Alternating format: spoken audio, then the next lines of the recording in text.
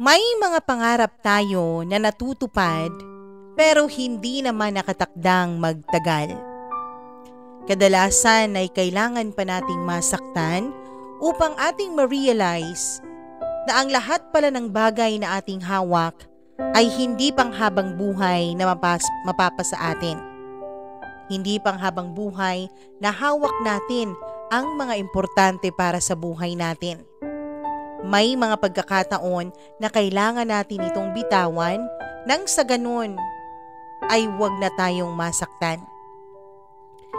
Dear Mama Mia, bata pa lang ako ay pangarap ko na ang maging isang asawa at ulirang ina. Pinagtatawanan nga ako noon dahil ang babaw-babaw daw ng pangarap ko. Yung ibang kaidaran ko kasi, kapag tinatanong kung anong pangarap nila, kadalasan nilang isinasagot ay gusto nilang maging teacher, doktor, pulis, sundalo, abogado, at kung ano-ano pang mga propesyon. Ang hindi nila alam, Mama Mia, ay kaya naging pangarap ko ang maging isang asawa at maging isang ina ay dahil sa nakikita ko sa aking mga magulang. Lumaki kasi ako, Mama Mia, sa isang pamilya na punong-puno ng pagmamahal. Nakikita namin kung gaano nagmahala ng aming mga magulang. Nakikita ko din, Mama Mia, kung gaano napapasaya ni Papa si Mama. Kaya sabi ko talaga noon kay Mama na sana sa paglaki ko ay maging kagaya niya ako. Masaya sa piling ng mga taong mahal na mahal niya. Naalala ko pa ang sinabi ni Mama sa akin noon. Anak, hindi sapat na mahal mo lang ang isang tao para maging masaya na kayo. Kung gusto mo talagang magtagal ang pagsasama at ang pagmamahalan niyong dalawa, dapat marunong kang humingi ng tawad. At higit sa lahat, dapat marunong ka rin magbigay ng patawad. Sa totoo lang, Mama Mia, ay hindi ko yun naunawaan noon. Kaya naman tinatawanan ko na lang si Mama. Sinabi na lang niya sa akin na balang araw ay darating din ang panahon na maiintindihan ko rin ang mga sinasabi niya. Tama naman si Mama. Dahil nung nag-umpisa na akong umibig ay doon ko naintindihan kung papaano ang magmahal. Na dapat kung nagmamahal ka ay handa ka sa posibilidad na ikaw ay masaktan. Dapat kapag nagmahal ka, handa kang bigyan ng 1,000,000 chances ang taong minamahal mo. Dapat handa ka ring magpatawad. Mama Mia, itago niyo na lamang ako sa pangalang Sarah, 35 years old and married na. Kasalukuyan kaming dumadaan ng aking asawa sa isang marriage counseling. Sa dami kasi ng nangyari sa buhay namin ay hindi na namin kayang ayusin ang mga ito ng kami-kami lang. Hindi ko nga alam, Mama Mia, kung maayos pa ba namin ni Oliver ang aming pagsasama. Pero sinusubukan pa din namin alang-alang sa aming dalawang mga anak. Mama Mia, nawalan na kasi kami ng tiwala sa isa't isa ng asawa ko. Kaya ang hirap para sa aming dalawa ang patawarin at kalimutan ang kasalanan ng isa't isa. Mama Mia, nung umpisa ay masaya naman talaga kaming dalawa ni Oliver. Since high school ay kaming dalawa na ang magkasama hanggang sa makagraduate na nga kami at nagdesisyon na mag-umpisa ng aming sariling pamilya. Mama Mia, 25 years old lang si Oliver noon at ako naman ay 22 years old lamang nung kami ay nagpakasal. Hindi naman tutol ang aming mga pamilya. Dahil sa tagal namin, kilalang kilala na namin ang isa't isa at kilala na rin kami ng bawat panig. Si Oliver ay hindi ko lang boyfriend at asawa, Mama Mia. Siya din ang tanging nag-iisang best friend ko. Siya yung sumbungan ko sa lahat ng nangyayari sa buhay ko. At ganun din naman siya sa akin. Napagdaanan na rin namin halos lahat ng pagsubok na pwedeng dumaan sa isang magkarelasyon. Pati na rin yung pagkakaroon ng third party. Mama Mia, nasa college na siya nung time na mangyari yun. Habang ako naman ay nasa high school pa lamang. May malanding babae kasi ang nangaakit sa kanya noon. Siyempre bilang lalaki lang si Oliver, ay medyo nadala siya sa panlalandi ng babaeng yon. Walang nagsabi sa akin, Mama Mia, tungkol sa pangbababae ni Oliver. Pero totoo nga talaga ang instinct. Dahil nagduda ako minsan nung napansin ko ang pagbabago ni Oliver. Napapadalas na kasi ang pagka-cancel niya ng date naming dalawa. Matagal na rin siya kung mag-reply sa mga text ko. At hindi lahat ng tawag ko, Mama Mia, ay nasasagot ni Oliver. Hindi ko nga talaga naisip na kayang gawin sa akin yun ng boyfriend ko, Mama Mia. Ang akala ko lang noon ay baka talagang busy lang siya sa eskwela niya. Alam ko kasi na iba din ang pressure kapag nasa college ka na. Pero mismong ako nang nakasaksi, Mama Mia, sa paglalandian nilang dalawa. Noong minsan ay pumunta ako sa university ni Oliver para sana ay sorpresahin siya.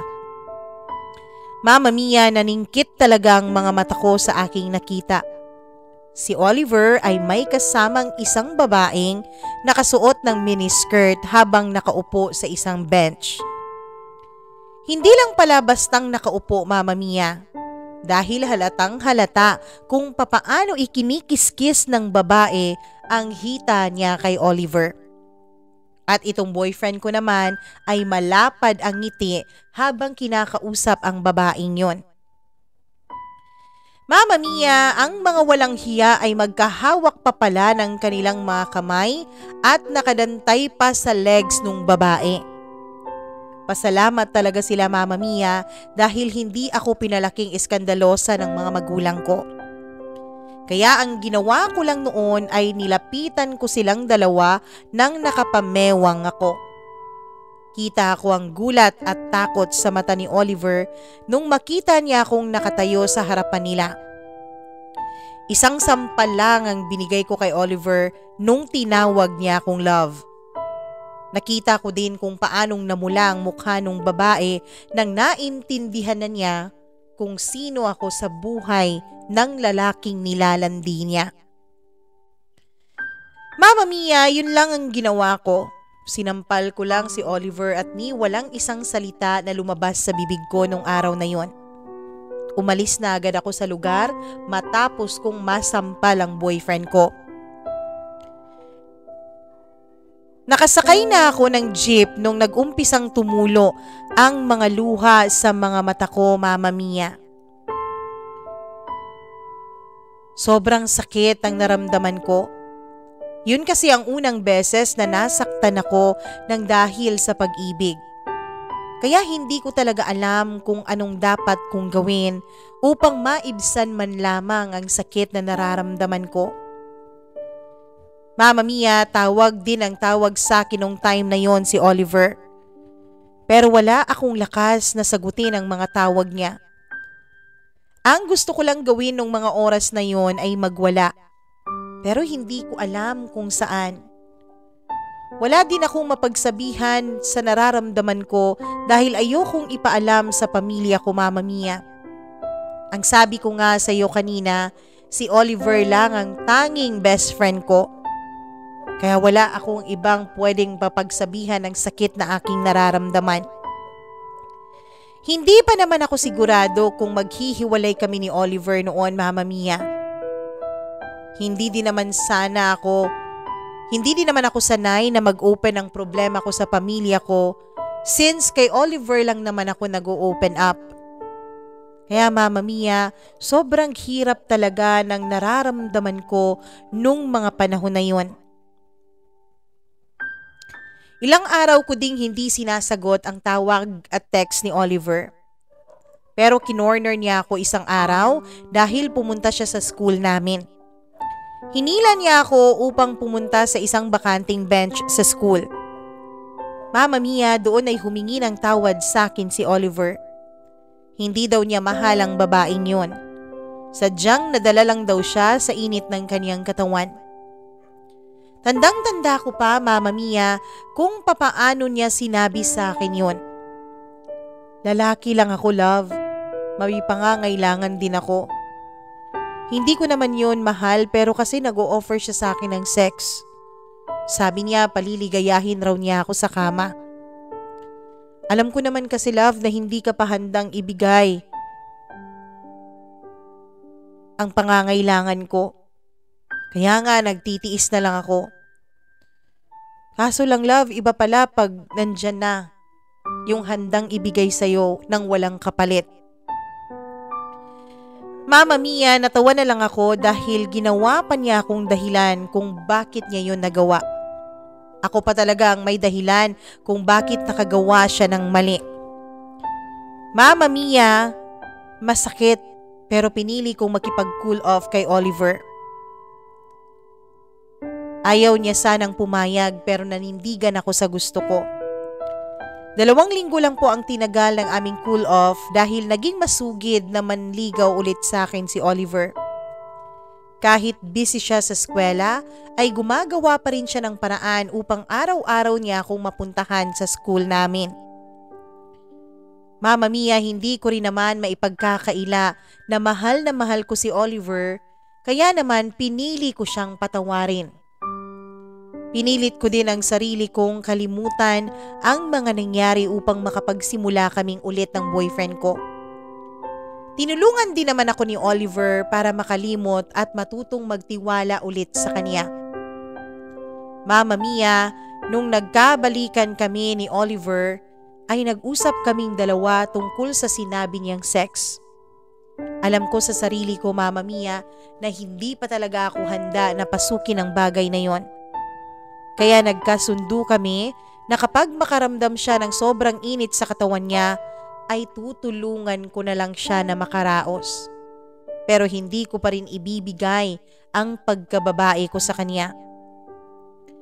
Oo, Mama Mia, nung unang beses ay parang naaasiwa talaga ako, pero sinikap kong masanay nang sa ganun ay hindi na siya maghanap ng init sa iba. Mama Mia, ang hindi ko alam ay dahil pala sa ginagawa ko ay ako naman ang nakakaramdam ng makamundong pagnanasa.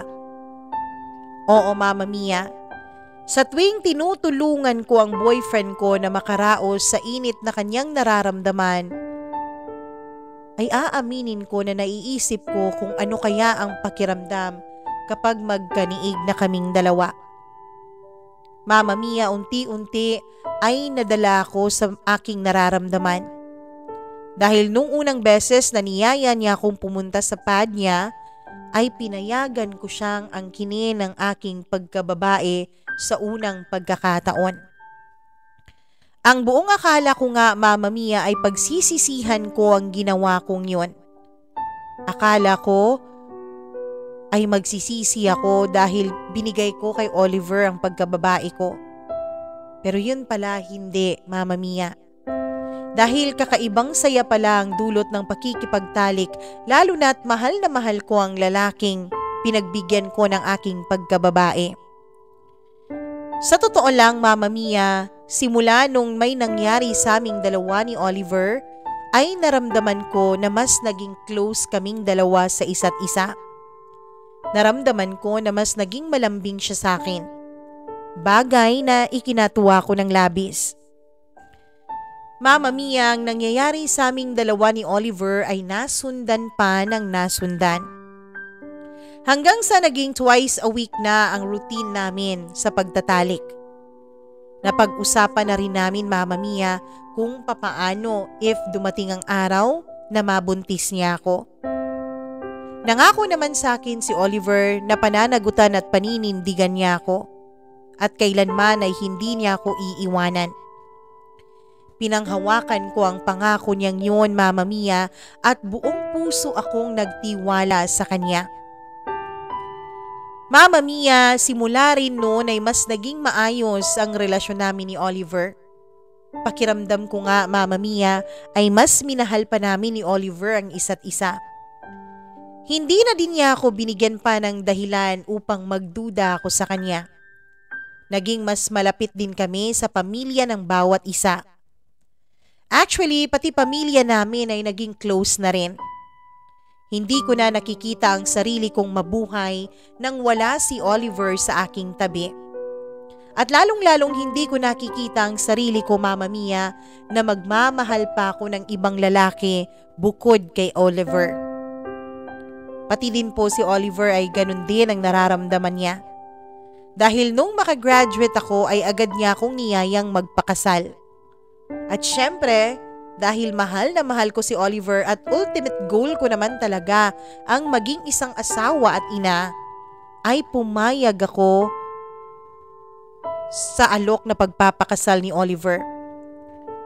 Isang taon din naming pinaghandaan ang kasal namin.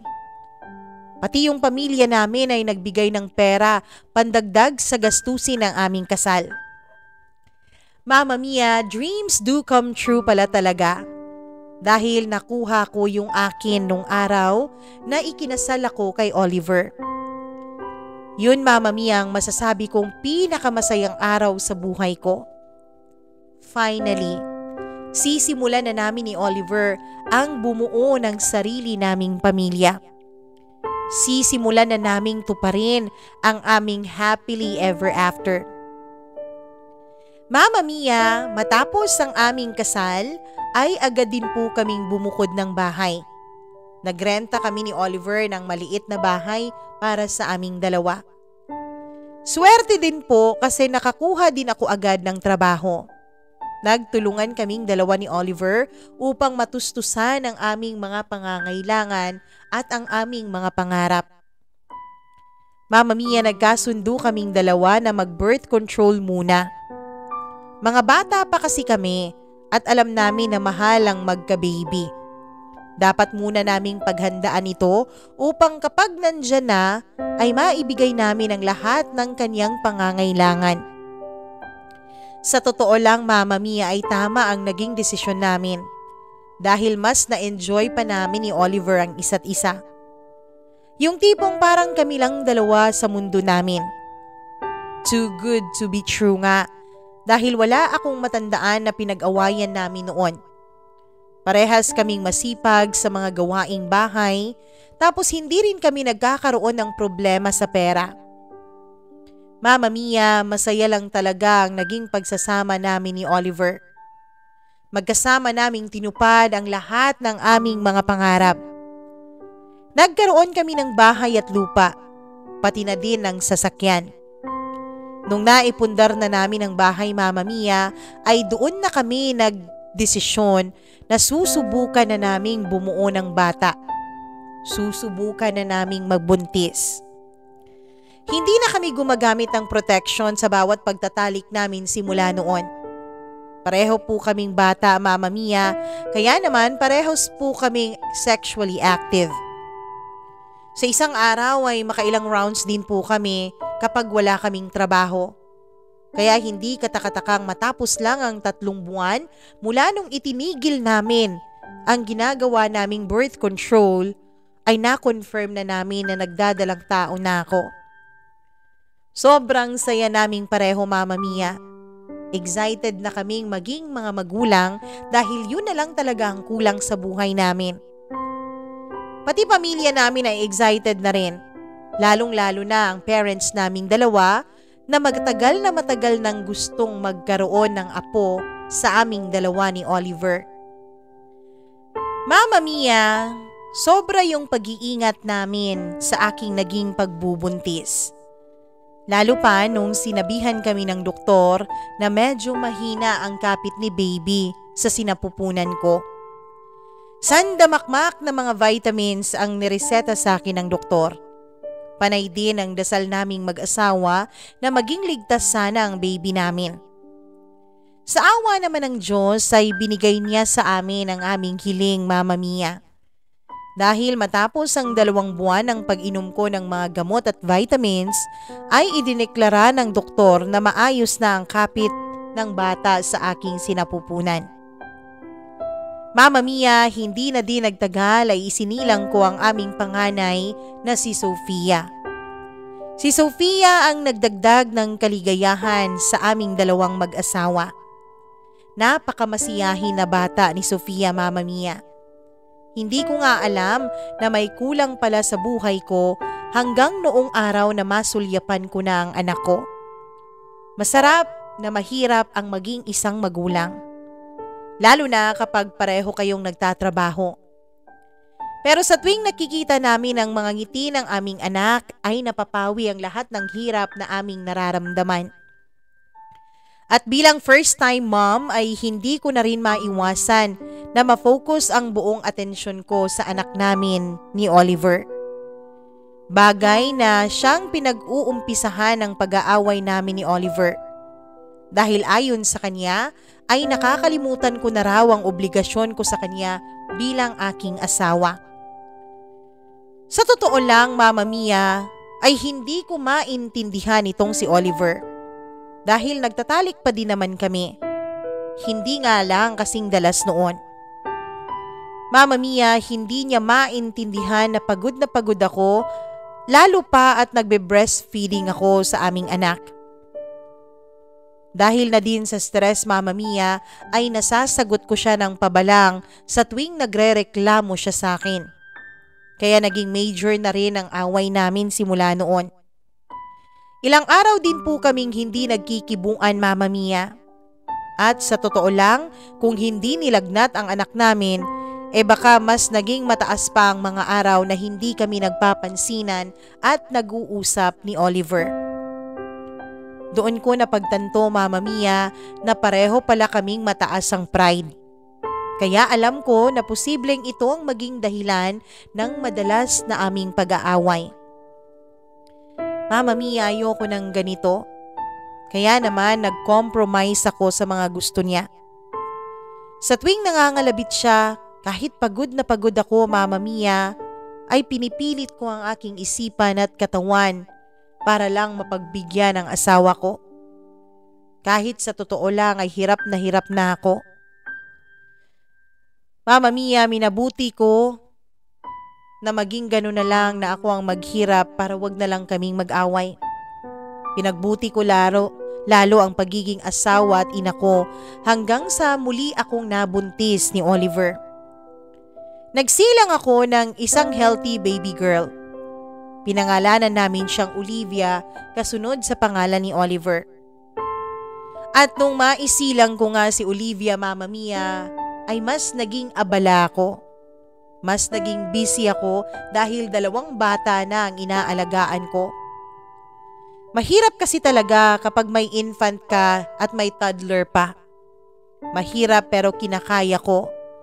Mabuti na nga lang, Mama Mia, at nandyan yung yaya ng panganay naming anak.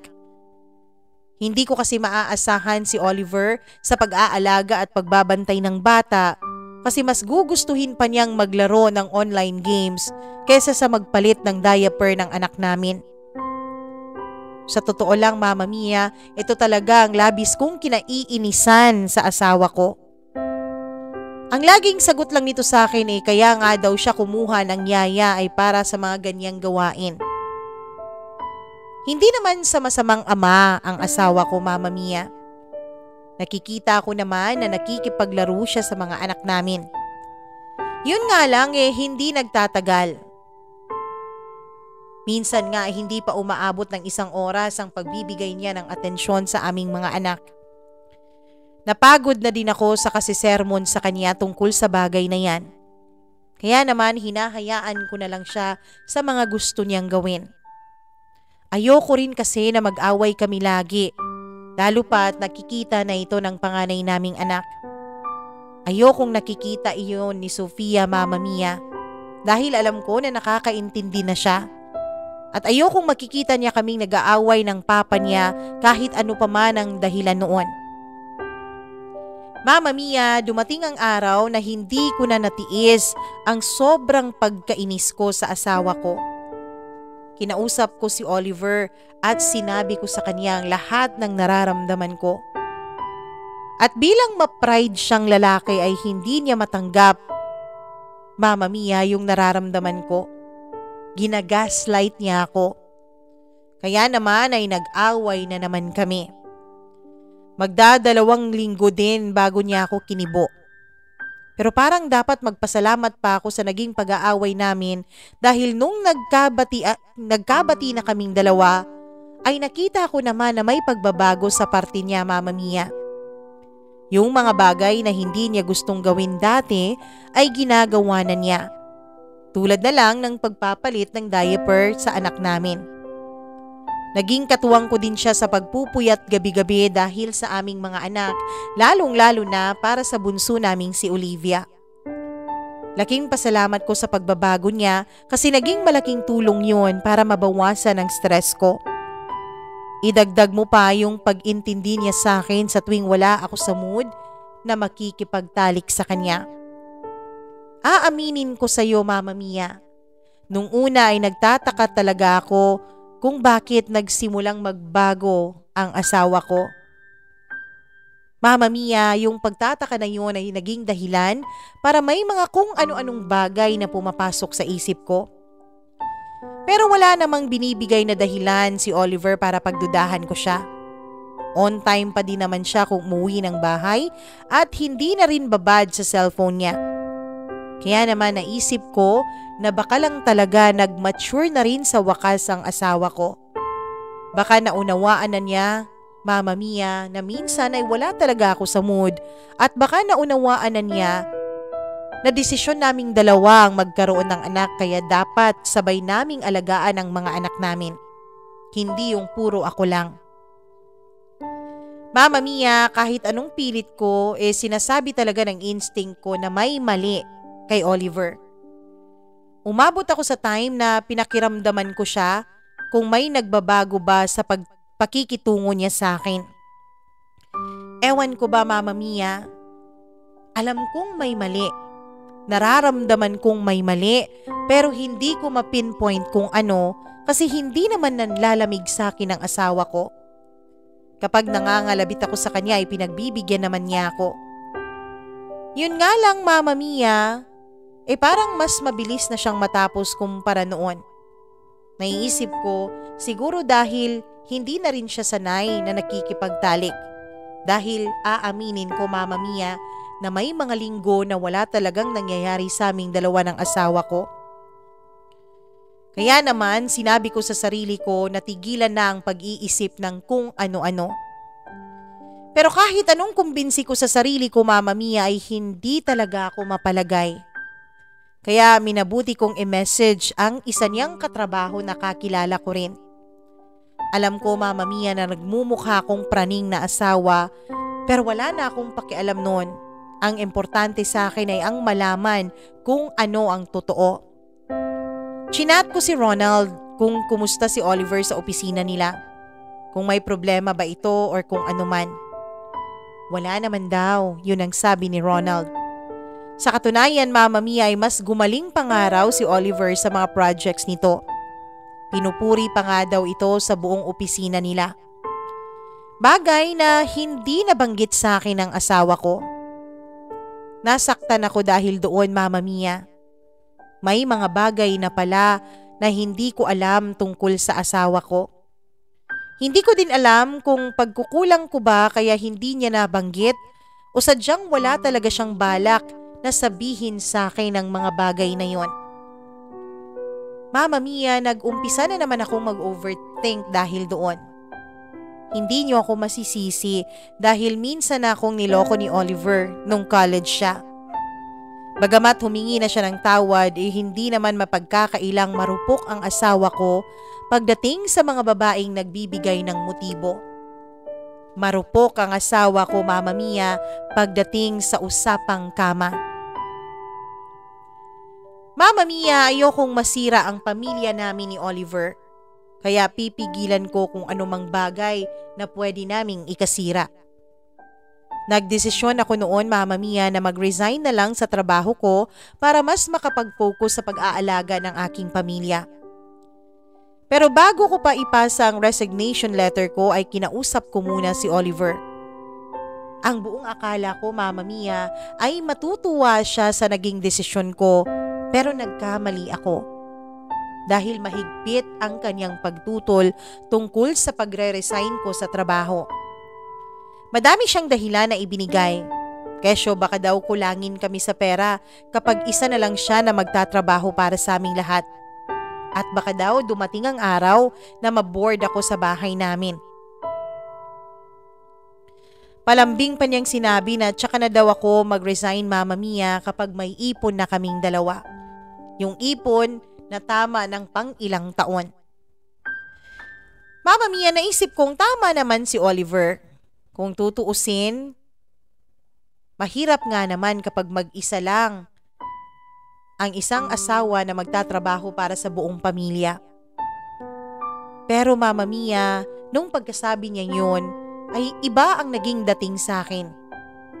Parang kinukumpirma niya ang hinala ko na may babae siya. Naiisip ko, Mama Mia, na baka kaya hindi niya gustong mag-resign ako dahil baka ma-focus ko na ang sarili ko sa pagbabantay na may mali nga talaga sa kanya. At para malaman ko na ang totoo ay minabuti kong puntahan at sorpresahin si Oliver isang araw sa kanyang opisina. Nasa labas pa lang ako ng building nila pero naririnig ko na ang usapan tungkol sa asawa ko. Lunch break kasi yun, kaya maraming empleyado ang nasa labas at nagyoyosi. Pasimple akong nakinig sa mga usapan nila dahil narinig ko ang pangalan ni Oliver. Base sa pag-uusap nila ay may bago daw silang kasamahan sa trabaho na bata pa raw. Matinik daw ang asawa ko dahil mukhang nakuha niya kaagad yung batang yon. Mama Mia, hindi ko na natiis kaya sumabat ako sa usapan nila upang maliwanagan. Kwento nila na madalas daw na magkasama si Oliver at yung bago nilang katrabaho. Lalo na kapag break time ay lagi daw nagla-lunch out ang mga ito. Hindi nila alam kung saan galing pero nung isang beses ay basa raw ang buhok ng babae at late nang nakabalik ang dalawa sa opisina. Mama Mia, may ideya na ako kung saan silang dalawa nang galing. Dati na rin kasi namin yun ginagawa ng asawa ko. Sa galit ko, Mama Mia, ay tinawagan ko si Oliver at pinagbantaan ko siya na kapag hindi siya lumabas ay mag-e-eskandalo ako sa opisina nila. Effective naman dahil lumabas ito na may dalang bag. Mama Mia, agad kong tinanong siya ng diretsyo. May babae ka bang kinakalantari? Kaya ba hindi ka na ganun ka-active pagdating sa bahay, ha? Nagmaang-maangan pa ang asawa ko. Nag-umpisa na naman daw ako ng bagong away at nang hamon pa siya sa akin ng hiwalayan dahil doon. Kapag ganyang defensive ang isang lalaki, Mama Mia, ay alam mo na, totoo ang pinagbibintang mo sa kanya. Kapag nagagalit agad ang isang lalaki kapag kinumpronta mo, alam mo nang totoo ang chismis. Mama Mia, gusto kong mahuli sila sa akto. Kaya hindi ko sinabi sa kanya na nag-file ako ng leave. Wala akong ginawa kundi sundan siya hanggang sa matsyempuhan ko na rin silang dalawa. Sabay silang lumabas ng building at sumakay ng kotse. Kaagad ko silang sinundan at nagpunta sila sa isang restaurant. Magkahawak kamay pa nga ang mga ito nang pumasok sa loob. Pinikturan ko silang dalawa at agad ko yung sinend sa asawa ko. Nakita ko kung paanong napatayo bigla si Oliver at umikot ang mga mata niya para hanapin ako. Tiningnan ko lang siya at nung nakumpirma ko na nakita na niya ako ay tsaka ako sumakay sa taxi at umalis. Mama Mia, pagdating ko sa bahay namin ay inutusan ko ang yaya namin para dalhin ang mga bata sa bahay ng mga magulang ko. Hindi naman ako nagkamali dahil ilang minuto lang ay dumating na agad si Oliver. Nag-away kaming dalawa, Mama Mia. Hindi nga siya humingi ng tawad sa akin. Pinagtanggol pa niya talaga yung babaeng yun. Labis ang naging pag-aaway naming dalawa at walang gustong magpatalo. Lalo pa akong nagalit, Mama Mia, nung ako na naman ang ginawa niyang dahilan kung bakit niya nagawang mambabae. Kesyo hindi ko na raw siya binibigyan ng oras dahil lahat ng oras ko ay nasa mga anak na raw namin. At madalas daw ay tinatanggihan ko siya sa tuwing nagyayaya na siyang magtalik. Mama Mia, dahil sa sobrang galit at inis na naramdaman ko kay Oliver ay nilayasan ko siya. Hindi ko alam kung saan ako pupunta nung time na yon. Ayokong pumunta sa bahay ng mga magulang ko dahil ayokong may makaalam sa problema namin ng asawa ko. Sakto naman na tumawag ang isang kasamahan ko sa trabaho. May plano daw kasi dapat kami sa office na mag-dinner sa labas. At para kahit papaano ay marelax naman ako at mawala sa isipan ko ang galit ko sa asawa ko, ay sumama ako sa dinner out na yon. Mababait naman ang mga kasamahan ko, Mama Mia, kaya talagang dinner lang ang ginawa namin.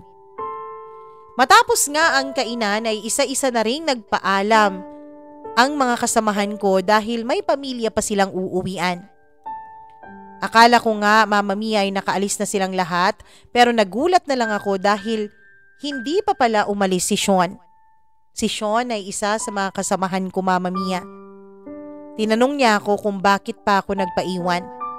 Ang sabi ko na lang ayoko pang umuwi. Hindi naman lihim sa lahat ng kasamahan ko na kasal na ako, Mama Mia. Kaya agad na nagets ni Sean na may problema akong pinagdadaanan. Umupo siya sa harap ko at tinanong ako, "Problema sa asawa mo, ano?" Mama Mia, alam kong hindi tama, pero talagang naghahanap ako ng makakausap nung panahon na yun.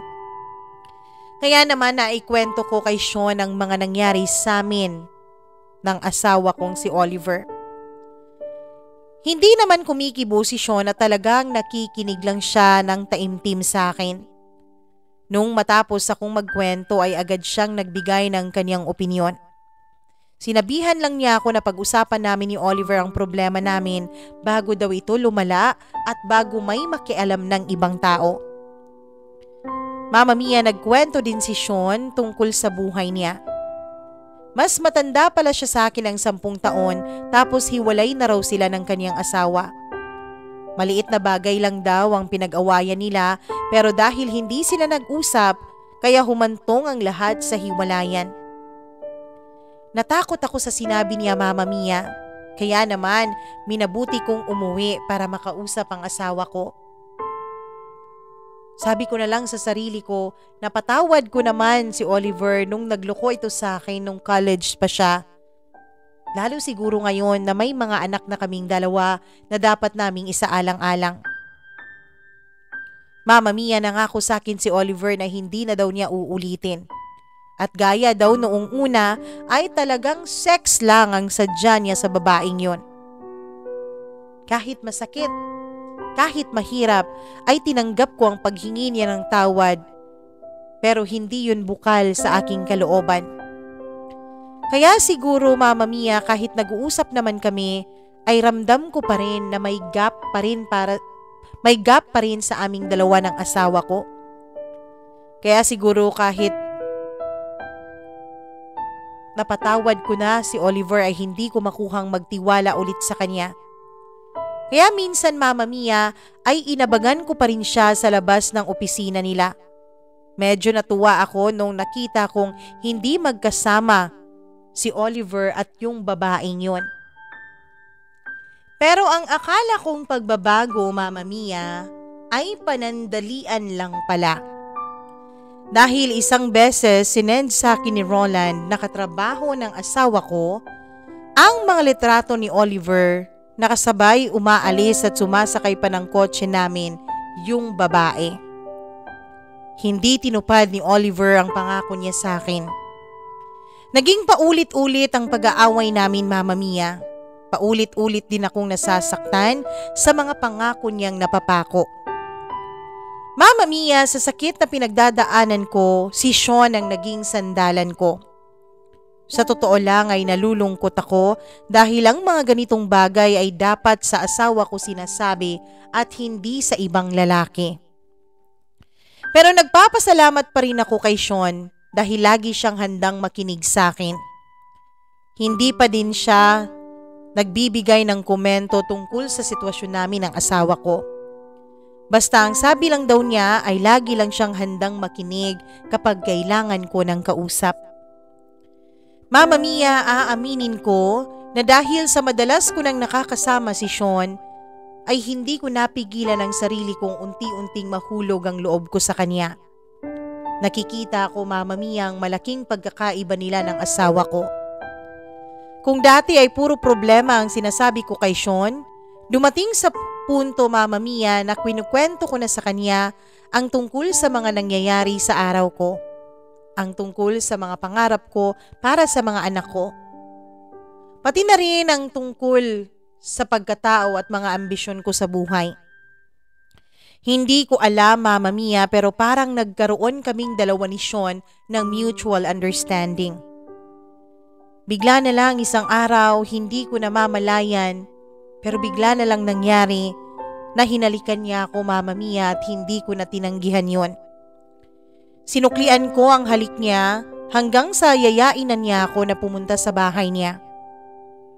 Mama Mia, hindi ko alam kung paghihiganti ko ba yun sa asawa ko. Pero doon ay naganap ang isang pagkakamali sa pagitan namin ni Sean. Mama Mia, hindi ko rin masabi na lubos na pagkakamali yun dahil ang totoo ay naging masaya ako. Higit pa sa sex ang namagitan sa aming dalawa ni Sean. Aware ako sa nararamdaman ko para sa kanya. Kaya naman minabuti ko na nakausapin ang asawa ko. Ayoko, Mama Mia, na patuloy akong nagkakasala sa kasal naming dalawa. Oo, alam ko na unang nagkamali si Oliver, pero hindi naman ibig sabihin noon ay gagawin ko rin ang pagkakamaling ginagawa niya. Kaya sinabi ko sa kanya na may nangyari sa amin ang katrabaho kong si Sean. Sinabi ko kay Oliver ang aking pagkakamali. At sinabi ko rin sa kanya, Mama Mia, na siguro panahon na para pakawalan namin ang isa't isa. Nagalit sa akin si Oliver at tinanggap ko yun. Hindi siya pumayag sa hiwalayan na suggestion ko. Sinabi niya na kalimutan na lang namin ang mga nangyari at magsimula daw kami ulit. Nagbigay pa siya ng suggestion na lumipat kami ng lugar upang malayo sa mga taong nagdadala ng tukso sa aming pagsasama. Hindi ako pumayag, Mama Mia, dahil alam ko sa sarili ko na mahirap nang ayusin ang nasira naming pagsasama ni Oliver. Mama Mia, umabot na kasi ako sa punto na sumuko na ako na ayusin ang sa amin ni Oliver. Umabot na ako sa punto na hindi ko na mahal ang asawa ko dahil sa paulit-ulit niyang panluloko at pananakit sa akin. Hindi lang kasi tiwala ako kay Oliver ang nawala, kundi pati yung pagmamahal ko para sa kanya. Hindi na rin ako sigurado kung kailan nagsimula, pero ayoko na kasing ikulong ang sarili ko sa sitwasyon namin. Mama Mia, ayoko nang nagmumukhang tanga ako. Ayokong pinag-uusapan ako ng ibang tao dahil yung asawa ko ay may kinakalantaring iba. Itong pag-attend namin ni Oliver ng counseling ay dahil sa request ng aming mga magulang.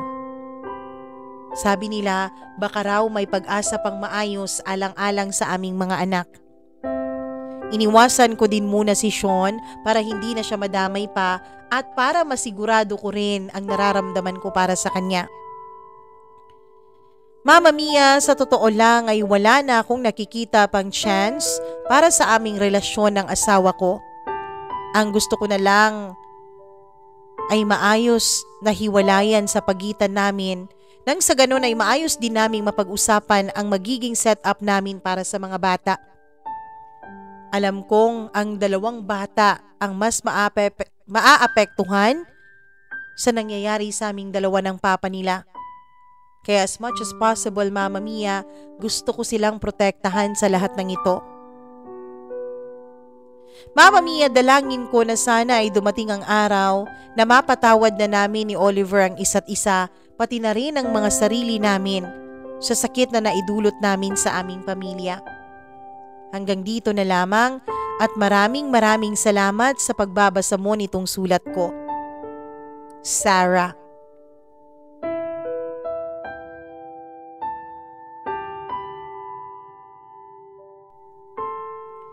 Hindi ko alam kung saan ako magsisimulang magkomento sa storya ng buhay ni Sarah. Pero siguro sisimulan ko sa pagsasabing ang lahat ng nasasaktan, darating din sa punto na susuko ito. Kapag ang puso mo kahit sobrang mahal mo ang isang tao, pero paulit-ulit ka naman niyang sinasaktan, puso mo nang susuko sa huli. At lagi niyong tatandaan na yung taong lumaban, yung taong binigay ang lahat para mag-work ang isang relasyon, pero sumuko sa huli, yun ang tao na sasabihin niya sa sarili niya na wala nang balikan pa dahil alam niyang ginawa na niya ang lahat. Sana wag tayong dumating sa punto na may isang taong sumuko ng tuluyan sa atin. Sana kapag nagkamali tayo, humingi ng patawad, sana ay pilitin at gawin natin ang lahat ng ating makakaya para wag na nating ulitin ang pagkakamaling yon. Hindi ko naman sinasabi na tama si Sarah na nakipag-sex siya dun kay Sean. Mali pa rin yon. Pero ang masasabi ko ay naiintindihan ko kung bakit siya umabot sa ganoong punto. Siguro hindi kayo lahat a-agree sa akin. Siguro may ilan na magsasabi na kailangan gawin nila ang lahat para ma-work out ang relationship nilang mag-asawa. Pero opinion ko po, siguro kapag masyado nang masakit, masyadong malaki na ang sugat at malalim, at magkakalamat na ito kahit maghilom pa man, siguro panahon na para mag-let go. Kasi hindi naman ibig sabihin na kapag hindi na kayo mag-asawa ay puputulin nyo na rin ang pagiging magulang nyo sa mga anak nyo. Hindi rin ibig sabihin na kapag ang mga bata ay galing sa isang hiwalay na mga magulang, ay magiging mapariwara na rin ang buhay nila. Hindi yun ganon. Nasa gabay pa rin. Mas gugustuhin kong ganon kaysa sa magkasama nga kayo ng asawa mo pero lagi-lagi kayong nakikita niyang mga anak nyo na nag-aaway nang walang kapayapaan at walang pagmamahalan sa loob ng sariling tahanan. Naway Sarah, hinahangad ko ang kapayapaan ng loob mo at ang kaligayahan mo at ng mga anak mo. Maraming salamat sa pag-send mo sa amin ang sulat mo. At kung ikaw na nakikinig ngayon, kung may sarili kang sulat na gusto mong ibahagi sa ating programa, mag-email ka lang sa mamamiacdo0317@gmail.com. Muli po akong nagpapasalamat, taus-puso po akong nagpapasalamat sa lahat ng sumusuporta sa ating YouTube channel. Maraming salamat po at kung hindi ka pa nakapag-subscribe, sana ay mag-subscribe ka at i-click mo na rin ang notification bell para lagi kang updated sa bawat video na ating i-upload. Ako po ang inyong Mama Mia. Magandang araw sa inyong lahat.